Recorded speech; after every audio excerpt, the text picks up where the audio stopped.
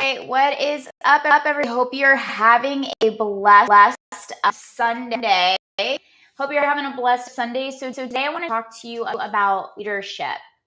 Today we're doing a live stream. It's going to be a little bit longer live stream video going on Fit Mom, Fit Goddess era.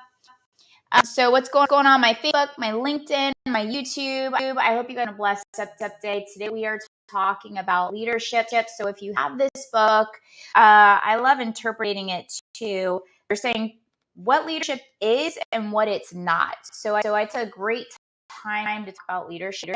And one thing I wanted to point out is that leadership starts you first being able to lead and persuade yourself. So the things you're not wanting to show up for, are you able to influence yourself? If you're not capable of influencing yourself, how do you possibly think you're able to persuade somebody else into doing something? So actually that stuff catches up. But let's talk about true leadership and how to step into the greatest leadership of your life. So if you guys are really interested in leadership, drop a diamond below. Drop a diamond in the comment box below. Also, let me know where you guys are coming in from.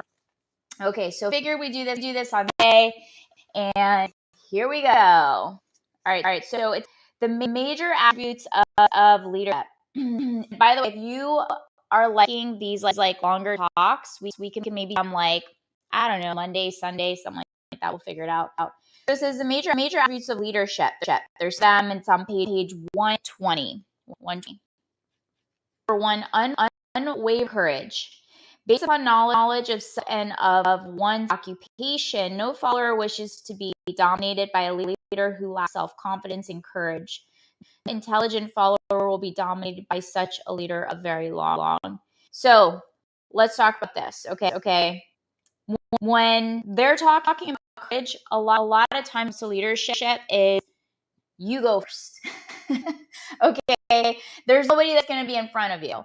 So you got to first, you got to set the way, you got to carve the path. I was talking to a client the other day, and she was like, I really want to this level of my business. And I just don't want to do it the way that I've seen it been done by other people. And so we had a discussion about busting through limiting beliefs. And I was like, well, have you ever thought that maybe you're the one that's going to do it? You're the one that's going to create a new avenue. You're the one that's going to create the new path. And you are go first.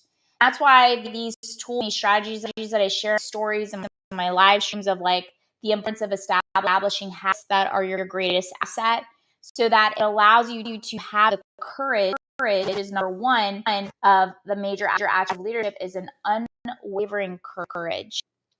All right. So two is self-control. People can control themselves, can never control others. Self-control sets a mighty example for one's followers, which more intelligent will emulate.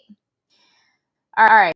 This comes also down to self-discipline and being able to, and a big part of also self-mastery. Okay.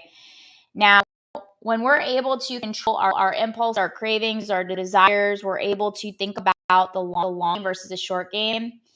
We're more likely to like people are constantly watching. People are paying attention, especially when you say if you're going to do something and you do it, and the amount of discipline and self-control that you have for the long game of achievement versus the short instant gratification. So this is what we're talking about in self-control.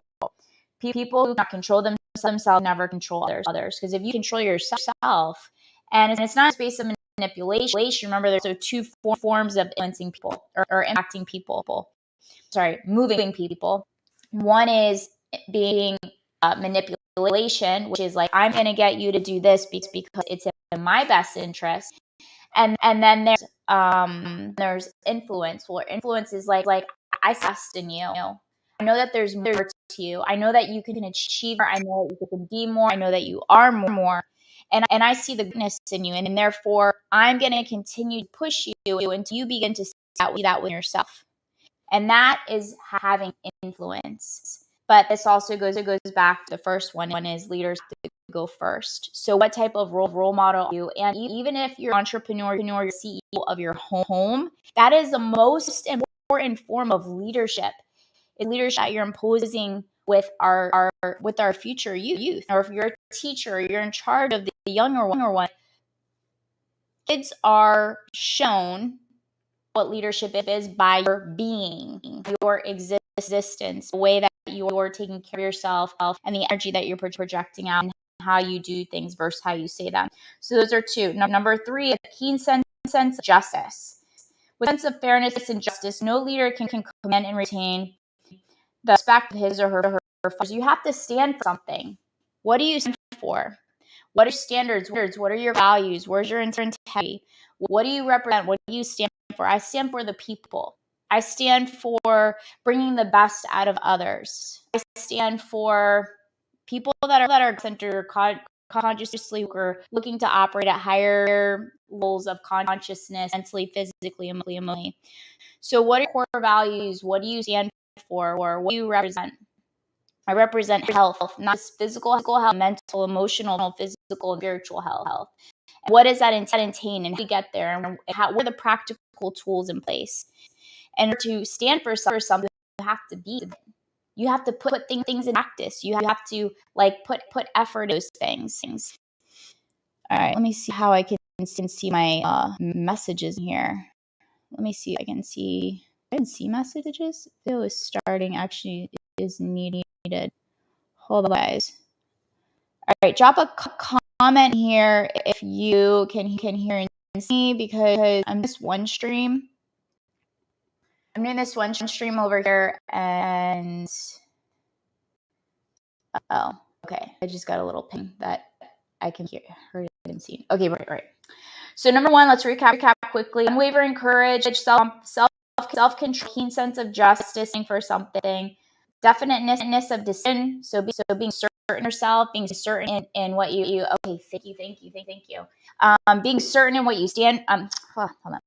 Definiteness of decision. So being certain in what you set as a target and moving towards it. People who waver in decision show that they are sure of themselves. There are principles and you might have confidence. So I was in a season one time in my life where I really did believe in what I did. And this is when I was in my late 20s, 10 years ago. And I was certain what I did. I was confident in what I did, but I was not certain in who I was. And that impacted my definiteness of decision.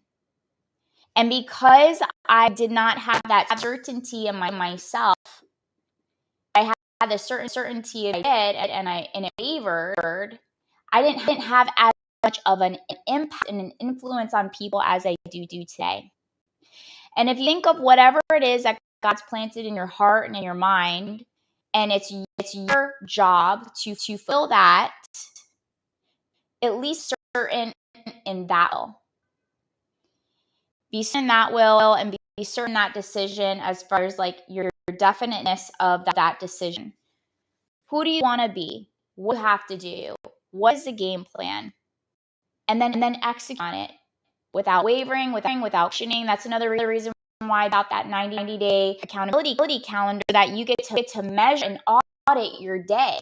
You get to audit every single day if you're showing up for yourself, if you're not showing up for yourself. Maybe one day you're an asset, maybe one day you're a liability, and you can see the patterns. Who are the people play things that triggered you or you off guard, and how do you get back in the game? Because this is just a sport. You look at this as a sport and you're the player, you're going to decide. It's going to shift everything for you. So here we go. So definiteness of decision. Number 5, for those of you that are just joining in now, what's up, Hugo, Martin? And for those of you that are just joining now, talking about 10 forms of leadership. So from this book, Grow Rich, 10 forms of leadership, 10 things, major attributes of leadership. Number 5 is definiteness of plans. Blech. Successful leader must plan the work and work the plan. A leader who moves by guesswork without practical definite plan is comparable to a ship without a rudder. Sooner or later, it will land on the rocks. So this one here, okay, this one I've had personal experience with, and I've also helped a lot of overcome this one. A lot of times, there's two different things going on here. Let me break this down on a subconscious level. You might invest in something, but because of being addicted to stimulation, and I had a whole discussion on my TikTok, that you get on course and you get bored, and then you jump in something else because it's not stimulating. And this is where there's talking about the successful leader must plan the work and the plan. And it goes back into making a decision, sticking with it, controlling yourself, having that unwavering courage, and keeping a keen sense of justice. The successful leader must plan the work and work the plan. How committed are you when you face challenges, obstacles? Do you still stay on course, or do you waver? Do you jump ship? Do you jump on another ship? Do you do this? What do they in Miami? They call it boat hopping. Are you guys boat hopping? You hopping from boat to boat and not stay in your lane on your ship on boat, or jumping from boat to boat. So create a game plan and stick with it. Here's another reason why people fail on this one. So number one is they're too attached to stimulation that they flop. Number two is that unfortunately we have not had strong leaders in the world. And there's a phenomenal amount of presenters out there in all industries. Like sweet talkers, people that are going to persuade you, they're going to lure in, you're going to see like their external success, and then the plan is just not the plan for you, or it's actually a shitty plan or a poopy plan, and that can break your trust. That can break your trust in bringing on new coaches, bringing on new mentors, and following somebody else's path to get to that final destination, because you start to question, you start to become skeptical about it because you've had a poor experience in the past, or the people that you've looked up to as leaders have failed you. And so to lose that trust in future leaders. And that's saying, like, this also comes back to the core of the human being. If you want to, or if you crave to be a strong leader, whether you're a leader in your home and you're raising children, if you're a leader in the business, if you're a leader in higher levels of taking on more responsibility, or with more responsibility comes power, and with more power comes more responsibility. So I didn't that up. I forgot who said it. It's not my quote, but it's quote. Leadership starts with the leadership of you have to first be able to lead yourself in order to be able to lead others. And so this also comes back to self-trust in yourself, that you've brought on the right people. So have a plan, and a successful leader plan the work and work the plan. The leader to move by guesswork without practical, definite, comparable sinking ship. Okay. So bring on the right people, that if you don't know what you're doing, bring on professionals and experts. I call them my lineup. Who's a part of my lineup? Who's part of your lineup? Who's a part of lineup? In moments where you're feeling weak and vulnerable, are they able to give you the right guidance? Are they able to hold you up and support you? Like, they're part of your son. So you need to make sure you have a strong lineup in moments where you're not that strong. Okay. The habit of doing more than paid. One of the penalties of leaders is the necessity of willingness upon the part of the leader to do more they are required of their followers. Go above and beyond. I have to do these live streams. I do them because I enjoy them. You guys are my friends. You become an extension of my family. I love pouring into you. I consider my social platforms as my contribution to society. I've been making a lot of friends. I do business. I'm able to speak on stage because of it. But truly, like, if I'm not here tomorrow, I look back and I'm like, did I regret anything? I regretted withholding this information. So you guys enjoy it. And when you interact and you comment, it also motivates me as well. So doing more than paid.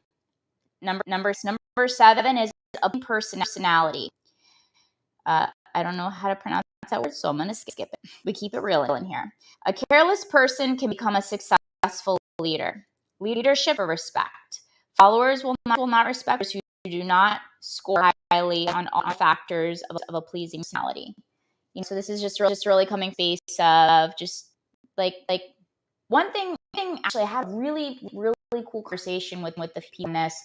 You guys are doing these personality tests and these things and this and that. I did this the other day. I have an elephant.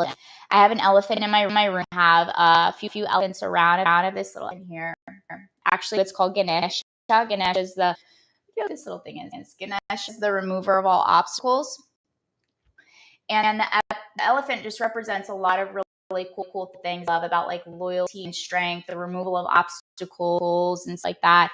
And so I was having this conversation. They're talking about like, oh, this is my spirit animal picking up trash, and it's like huge animal just as little as like picking up trash in the garbage.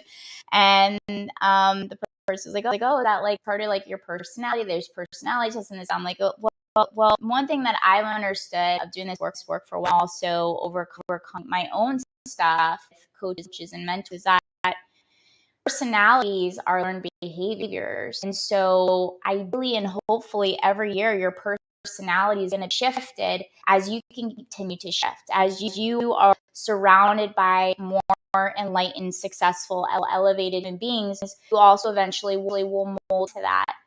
I did a live stream the other day, the lobster, having to break its shell and find a whole new shell. I kind of think of our personalities as a very, very similar context to that. So I'm like if you like personality in your heart, and you can always shift it. It is behavior, and think of yourself as like an actor, an actress, and studying that role, not to change who you are to the core, but your personality is whatever you put after the I am, and you study it and you practice it, you're gonna become good at it. Your personality was shifted based on your upbringing, and then through your peers and your ecosystem and environment that you're putting yourself in. And so as we get older, that's just practiced a lot longer. So just food for thought. Number 8 is sympathy and understanding. Successful leader must be in sympathy with followers. Moreover, they must understand them and their problems. Okay. So number 9 is mastery of detail. Success leaders call for mastery of detail of the leader's position. So just really knowing your stuff, like become a master at thing. Number 1, master yourself, understand others, understand what to do. What is it that I do? What are the deals? How do I you can have all the right steps, putting in the right sequences. So becoming a master to detail, pay attention. You know what the biggest core, what's the word for this? A game changer for learning how to master detail is learning how to be present. When you learn how to be fully present, you are able to really pay attention to receive like little things that are going on. It's when we're having a conversation with somebody or doing something and when we're somewhere else, we can't pick up being attentive to details. Attentive details is actually learning how to become present. That's what I've learned over the course of actually, I feel like I'm good at that. Willingness to assume full responsibility is number 10. There's 11 steps. 11 steps of leadership. Willing to assume full responsibility. Successful leaders must be willing to assume responsibility for the mistake and shortcoming of their followers. So if you're not getting success and you're not getting success, that's on. If you're showing up and putting in work, if you're not showing up and you're not like reaching out and you're not doing this stuff, like I can't take responsibility, but I take responsibility from the very beginning. If I would have known better that this wasn't a good fit for you today. I had a conversation today, and we're just talking about stuff, and she emphasized, remember, attention to detail, emphasized what's important to her, and so because relationships number one, and building trust is number one. I gave her what she wanted. And then eventually, once we build that trust, I know there's more to work on. But it comes down to willing to assume for responsibility. If you're trying to persuade, influence somebody because you see greatness on a larger scale, sometimes you just have to meet people with where they're at. And or else then they're get the results, or they're not going to show up, and they're going to be overwhelmed. You just lost them. If overwhelming somebody, even if you don't think about a moment when you got overwhelmed, you just lost it. You lost it. You're out. You want to keep it simple. All right. And success of like when you're bringing people on, recruiting people, just, steps. Everything has steps to it. Everything has a step. Number 11 is just cooperation. Successful leaders understand and apply the principle of cooperative effort and be able to induce followers to do the same. Leadership calls for power, and power calls for cooperation. Remember that quote I just showed you guys was so powerful. A lot of us hear it in this way. They say, with great power comes great responsibility. But with great responsibility comes great power. And church today, we're talking a lot about like keeping that burning, keeping that fire burning, especially when you feel like fire's like dying out a little bit. And then I saw Jayla today. She was like, even when that fire feels like it's super little, like, and they're still in there, they're like, keep going. That's like the Holy Spirit inside of you. Got to keep going and like light that fire up. Do what serves you. Maybe shift course and serve a little bit. Create that like that some more. So cooperation, successful leaders must understand and apply the principle of cooperative effort and be able to induce followers to do the same. I encourage you guys, like, are you guys enjoying these live streams? Like, let me know, what do you want context on? Do you want context on productivity, procrastination, leadership, self-care, morning night routine? I mean, they fall into all three categories of self-mastery, emotional intelligence, and operating performance. It's literally nailing down your foundation. Nailing down your foundation. You can see inside of my story, I work with 6, 7-figure business earners. And all we do is solidify your foundation. We just get the foundation solid, because what I've noticed is a lot of high elite entrepreneurs, high achievers not have a solid foundation. So eventually you build this empire and you can't scale because your foundation isn't stable. It's wavering. And of course you're not going to get to the next level. So when we get that foundation solid AF, what you've built only scales a lot faster to 100,000 speed. I think I made that up, but that's okay. Do you know what I'm saying? So a lot of this stuff is really just back down to the core of establishing your foundation, and just life skills. It's going to take you very far in life. So those are the 11 forms of leadership. And then there's 10 major causes of failure in leadership. But I feel like I'm looking for a long time. So maybe we'll save this next for tomorrow, and we'll do a 2-part series. What do you guys think? Yes. Also, by the way, if you want more, I've been getting a lot of people asking me about time blocking, time auditing, time management. You guys, I built out a study course inside my bio, self-study course. It's about 3.5 hours. It's going to teach you how to time block, time audit, how to put all that in your Google Calendar, how to build out a productivity schedule to get massive shifts in it and get focused, even if you have ADHD and super distracted. And that is TamaraOliver.com/get it done. If you want a 30 strategy call to go over some details, see if maybe you want to go the route self-study. We have our inner circle team huddles on Thursday, and we also have a few open spots one-on-one. If it's a good fit, would love to take you under my wing and be in your corner. So hope you guys have a blessed up Sunday. I'm going to get a little bit more work done, and then I'm going to share my stories and when salsa dancing. So have a little fun today. Enjoy your day. get focused on your passion projects and your goals. If you got past mess cleanup to do, handle that as well. Very productive. Before I end, I remember seeing this one reel, and they were saying about like use your weekends as a time to work towards your future. So your free time that you have, extra little bit of time you have, an hour, 2 hours, like utilize that towards building towards your future. All right. I'll give one more quick example.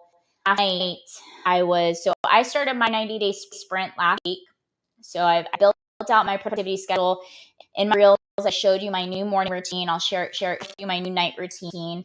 And what we do in the morning and night really impact energy that we show our day. I'm also detoxing a few drinks that I've eliminated. And I did notice having some withdrawals, like my aminos and also my Celsius. So I cut those out, and I'm like, back on them, and I'm like, oh my gosh, I was like for real withdrawals. It's like not even a joke. The like things you don't think is a deal, it is a big deal. So yesterday I get back to the gym. I went to the gym and changing workout routines, and I was like, man, I just want to watch a movie. There was this movie. Remember? I mean, in my when I was growing up, what's it called? White men can't, or white guys can't jump. Like, oh my gosh, they made a new movie out of this. Now all your youngins are getting all of the movies that came out, and we were like teenagers and stuff like that. But it's such a great movie. I was like, oh man, I just want to watch that movie. And I'm like, it's 8:00. Your night routine starts now. So I started my night routine, prepped myself. I was up at 5 on a Sunday, did my 2-hour routine, which I showed in that. And so see this, but is identify a time where you're feeling you don't feel like it, you don't want to do it, and you're procrastinating something that is scheduled. When it's scheduled, you don't have to think about it, you just execute. When you have your schedules built out for you, it eliminates you having to think. That comes back into the part of leadership that we talked about in here, where it says, hold on, do not lead. It was a plan, a definiteness plan. The successful leader plan the work and work the plan. So I spent time. You already see the movie. They're good and can't jump. I just watched last week. I watched Air. That was so good. Michael Jordan, and I was like so inspired. But no, I didn't watch it because I did number 5. Definite plan. It was 8 p.m. and my night starts at 8 p.m. It's up once a week because I have health stimulation in my schedule for playtime.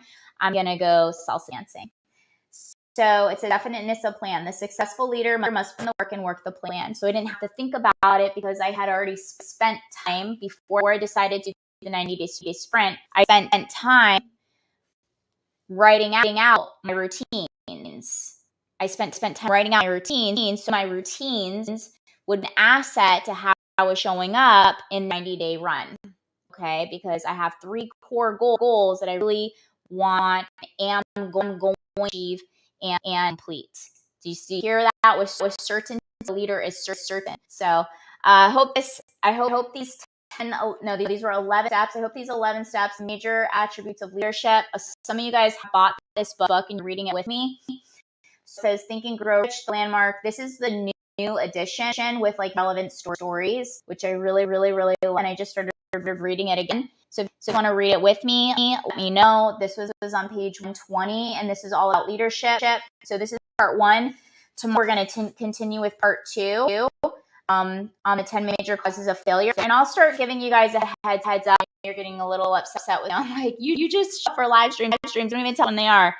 I'll give you guys a post. I'm still playing around with time. I think I might stick with this 6 p.m. time.